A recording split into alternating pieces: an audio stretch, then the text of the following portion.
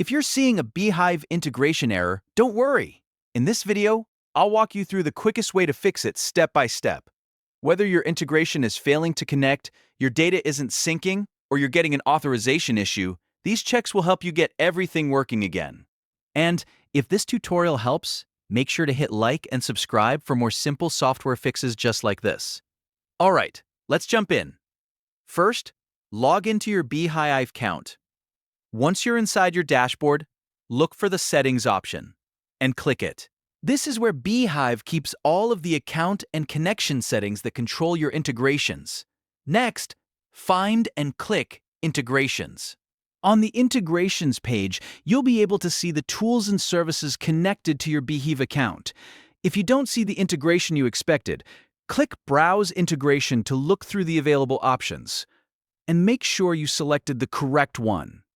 Now check whether the integration is actually connected. If it shows as disconnected, paused, or incomplete, that's usually the reason the error is happening.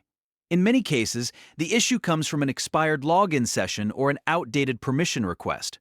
After that, verify your API key or access token. If Beehiiv needs an API key, make sure it is entered correctly and hasn't been copied with extra spaces or missing characters. If your integration uses an access token, confirm that the token is still valid and hasn't been revoked.